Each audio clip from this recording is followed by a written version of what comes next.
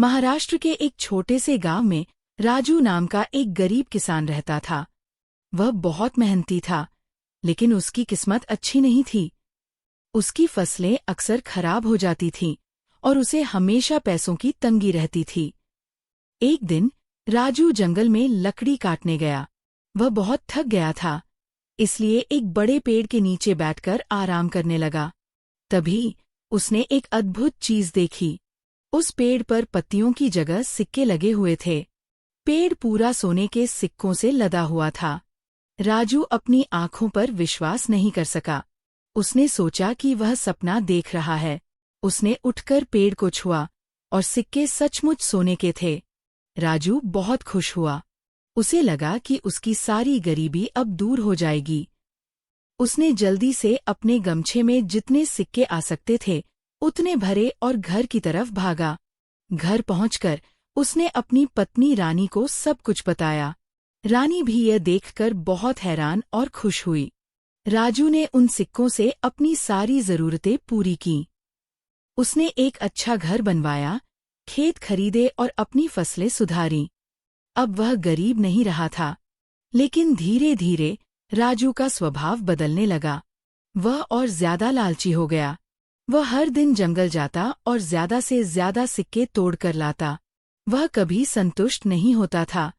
एक दिन जब राजू पेड़ से सिक्के तोड़ रहा था, तो अचानक पेड़ की चमक गायब हो गई।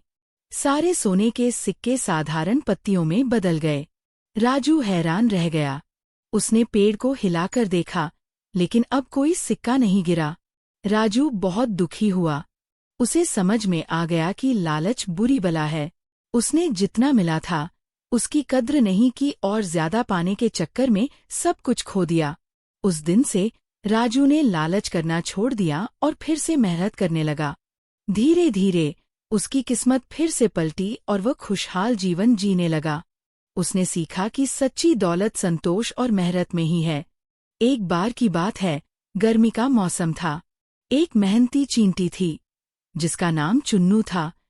वह रोजाना अपने बिल से बाहर निकलती और खाने की तलाश में रहती थी। चुन्नू ने आने वाले सर्दी के मौसम के लिए खाना जमा करना शुरू कर दिया था। वह अनाज के दाने और रोटी के टुकड़े उठाती और उन्हें अपने बिल में ले जाती थी। उसी बगीचे में टुनटुन नाम का एक टिड्डा भी रहता था। टुनटुन बहुत आलसी था और उसे काम करना पसंद नहीं था। वह हमेशा गाना गाता और नाचता रहता था। जब भी वह चुन्नू को काम करते हुए देखता, तो वह उसका मजाक उड़ाता। एक दिन टुनटुन ने चुन्नू से कहा, तुम इतनी मेहनत क्यों कर रही हो? मौसम इतना अच्छा है, आओ हम सब मिलकर खेलते हैं। चुन्नू ने टुनटुन को जवाब दिया, नहीं, मुझे अभी काम करना है। सर्दी आने वाली है और अगर हम अभी खाना जमा नहीं करेंगे तो बाद में हमें भूखा रहना पड़ेगा। टुनटुन ने चुन्नू की बात नहीं सुनी। वह हंसा और बोला, सर्दी आने में अभी बहुत समय है, तुम चिंता क्यों कर रही हो? चुन्नू ने टुनटुन की बात पर ध्यान नहीं दिया और अपना काम करती रही। वह रोज सुबह से शाम तक काम करती थी। धीरे धीरे गर्मी का मौसम बीत गया और सर्दी आ गई। सर्दी के दिनों में हर जगह बर्फ जम गई। टुनटुन को अब कुछ खाने को नहीं मिला। वह भूखा था और ठंड से कांप रहा था। उसे अपनी गलती का एहसास हुआ। वह चुन्नू के बिल के पास गया और दरवाजा खटखटाया। चुन्नू ने दरवाजा खोला और टुनटुन को देखकर हैरान हुई। टुनटुन ने चुन्नू से कहा, मुझे माफ कर दो, चुन्नू। मैंने तुम्हारी बात नहीं मानी और अब मैं भूखा हूँ। चुन्नू बहुत दयालु थी। उसने टुनटुन को अपने बिल में आने दिया और उसे खाना दिया। टुनटुन ने खाना खाया और चुन्नू को धन्यवाद दिया। उस दिन टुनटुन ने सीखा कि मेहनत का फल हमेशा मीठा होता है। उसने आलस करना छोड़ दिया और अगले साल से उसने भी चुन्नू की तरह काम करना शुरू कर दिया। एक जंगल में शेरू नाम का एक बहुत ही शक्तिशाली और घमंडी बाघ रहता था। उसे अपनी ताकत पर बहुत घमंड था और वह जंगल के सभी जानवरों को डराता था। सभी जानवर उससे डरते थे और उससे दूर रहते थे। उसी जंगल में टिंकू नाम का एक छोटा और चालाक खरगोश रहता था। टिंकू बहुत ही समझदार था और उसे हमेशा शेरू से बचने का कोई ना कोई तरीका मिल जाता था। एक दिन शेरू को बहुत भूख लगी थी। उसने टिंकू को देखा और सोचा, आज मैं इस छोटे खरगोश को खा जाऊंगा। शेरू ने टिंकू से कहा, मेरे प्यारे दोस्त, आज मैं तुम्हें खा जाऊंगा। टिंकू डर गया, लेकिन उसने हिम्मत से काम लिया। उसने शेरू से कहा, तुम बहुत शक्तिशाली हो शेरू, लेकिन क्या तुम जानते हो कि जंगल में एक और भी बड़ा और ताकतवर बाघ है? वह मुझे खाने के लिए ढूंढ रहा है। शेरू को टिंकू की बात सुनकर बहुत गुस्सा आया। उसने कहा, कोई दूसरा बाघ? ये कैसे हो सकता है? मैं जंगल का सबसे ताकतवर बाघ हूँ। टिंकू ने कहा, अगर तुम्हें यकीन नहीं होता तो तुम मेरे साथ आओ। मैं तुम्हें उस बाघ को दिखाऊंगा। टिंकू शेरू को एक गहरे कुएं के पास ले गया। उसने कुएं में झांक कर कहा, देखो शेरू, वह कुएं के अंदर है। शेरू ने कुएं में झांका। उसे कुएं के पानी में अपनी ही परछाई दिखाई दी। शेरू ने सोचा कि यह कोई दूसरा बाघ है। वह बहुत गुस्सा हुआ और उसने कुएं में छलांग लगा दी। शेरू कुएं के पानी में गिर गया और डूब गया। इस तरह टिंकू ने अपनी समझदारी से अपनी जान बचाई और शेरू के घमंड ने उसे हरा दिया।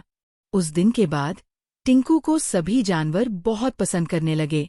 उसने अपनी समझदारी और हिम्मत से जंगल को एक घमंडी बाघ से बचाया। एक गांव में राजा नाम का एक बहुत ही गरीब लड़का रहता था। राजा का दिल सोने का था और वह हमेशा दूसरों की मदद करने के लिए तैयार रहता था।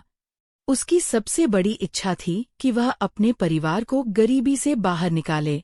एक दिन जब राजा जंगल में घूम रहा था, तो उसे एक पेड़ के पास एक पुराना और धूल भरा जादुई जाटा टोपी मिला। राजा ने सोचा कि यह एक सामान्य टोपी है और उसने उसे उठाकर अपने सिर पर रख लिया। जैसे ही राजा ने टोपी पहनी, उसे अपने मन में एक विचार आया, काश मेरे परिवार के लिए कुछ खाना होता। ये सोचते ही उसके सामने गरम रोटियां और सब्जियां आ गईं। राजा हैरान रह गया। उसे समझ में आ गया कि यह एक जादुई टोपी है। उसने अपनी आँखों को रगड़कर देखा, लेकिन खाना सचमुच वहाँ था। राजा बहुत खुश हुआ और वह खाना लेकर अपने घर भागा। उस दिन के बाद राजा ने जादुई टोपी का उपयोग अपनी और अपने परिवार की जरूरतों को पूरा करने के लिए किया। उसने टोपी से अपनी बहन के लिए नए कपड़े मांगे और अपने गांव के किसानों के लिए नए औजार मांगे। धीरे धीरे राजा की अच्छाई की खबर पूरे गांव में फैल गई। एक दिन एक लालची आदमी ने राजा की जादुई टोपी के बारे में सुना। उसने टोपी को चुराने की योजना बनाई। उसने राजा से कहा, तुम बहुत अच्छे इंसान हो राजा, आओ हम दोस्त बन जाए। राजा ने उस पर भरोसा किया, लेकिन उस आदमी ने रात को टोपी चुरा ली। उस आदमी ने टोपी पहनकर कहा, मुझे एक महल और बहुत सारा सोना चाहिए। टोपी ने उसकी इच्छा पूरी नहीं की। लालची आदमी को कुछ नहीं मिला। टोपी केवल दयालु और नेक लोगों के लिए ही काम करती थी।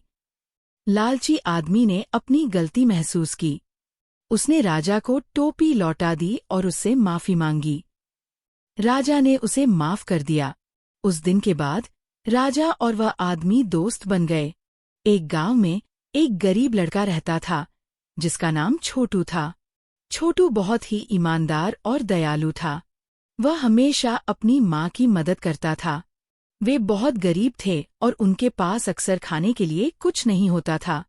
एक दिन जब छोटू जंगल में लकड़ी काटने गया, तो उसे एक पुराना और टूटा हुआ मिट्टी का घड़ा मिला। छोटू को लगा कि ये एक बेकार घड़ा है, लेकिन उसने सोचा कि वह इसे अपने घर ले जाएगा और उसमें पानी रखेगा। जब वह घर आया तो उसने अपनी माँ को घड़ा दिखाया। माँ ने घड़े में कुछ चावल के दाने डाल दिए। अचानक एक चमत्कार हुआ। घड़े से और भी चावल के दाने निकलने लगे। देखते ही देखते घड़ा चावल से भर गया और चावल बाहर गिरने लगे। छोटू और उसकी माँ बहुत हैरान हुए। उन्हें समझ में आ गया कि यह एक जादुई घड़ा है। उन्होंने उस घड़े को अपनी जरूरत के हिसाब से इस्तेमाल किया। जब भी उन्हें किसी चीज की जरूरत होती, वे घड़े में थोड़ी सी चीज डालते और घड़ा उसे कई गुना बढ़ा देता था।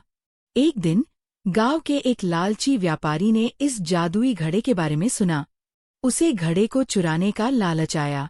उसने रात को छोटू के घर में घुसने की योजना बनाई। जब छोटू और उसकी माँ गहरी नींद में थे, व्यापारी चुपके से घर में घुस गया और घड़े को उठा लिया। लेकिन जैसे ही उसने घड़े को उठाया, घड़ा जोर जोर से हिलने लगा और उसमें से एक के बाद एक व्यापारी के जूते निकलने लगे। व्यापारी ने अपनी टोकरी में जितने जूते आ सकते थे उतने भरे और भागने लगा। लेकिन जब उसने टोकरी को देखा तो वह पूरी जूतों से भर गई थी। व्यापारी ने घड़े को जमीन पर रख दिया और वहां से भाग गया। अगले दिन जब छोटू ने दरवाजा खोला तो उसने दरवाजे के पास बहुत सारे जूते देखे। उसे तुरंत समझ में आ गया कि रात को क्या हुआ होगा। छोटू ने सभी जूते गरीबों को दे दिए। उस दिन के बाद छोटू और उसकी माँ ने कभी भी अपनी ईमानदारी नहीं छोड़ी और जादुई घड़े ने हमेशा उनकी मदद की। एक बार की बात है, एक जंगल में दो बंदर थे जिनका नाम चीकू और पीकू था। वे दोनों बहुत अच्छे दोस्त थे, लेकिन कभी-कभी वे छोटी छोटी बातों पर लड़ने लगते थे। एक दिन उन्हें एक बड़ा और गोल रोटी का टुकड़ा मिला। दोनों उसे देखकर बहुत खुश हुए, लेकिन वे इसे आपस में बांटना नहीं जानते थे। चीकू ने कहा, मैं इसे खाऊंगा, और पीकू ने कहा, नहीं, मैं इसे खाऊंगा। दोनों लड़ने लगे। उनकी लड़ाई देखकर एक चालाक बिल्ली आई, जिसका नाम रानी था। रानी ने उन्हें लड़ते हुए देखा और सोचा, ये एक अच्छा मौका है, मैं इन दोनों को मूर्ख बनाकर रोटी खाऊंगी। रानी उनके पास गई और उनसे पूछा, तुम दोनों क्यों लड़ रहे हो? दोनों ने रानी को अपनी परेशानी बताई।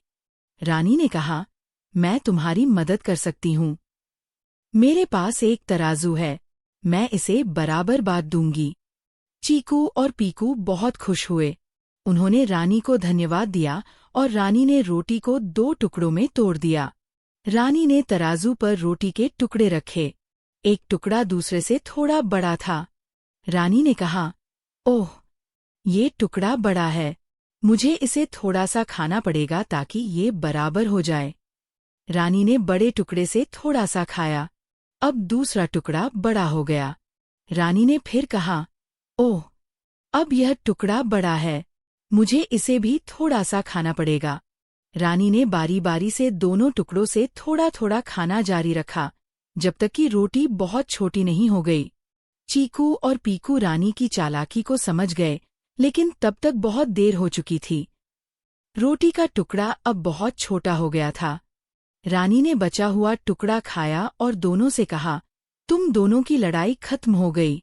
रानी हंसी और वहां से चली गई। उस दिन चीकू और पीकू को अपनी गलती का एहसास हुआ। उन्होंने सीखा कि हमें किसी पर भी आंखें बंद करके विश्वास नहीं करना चाहिए।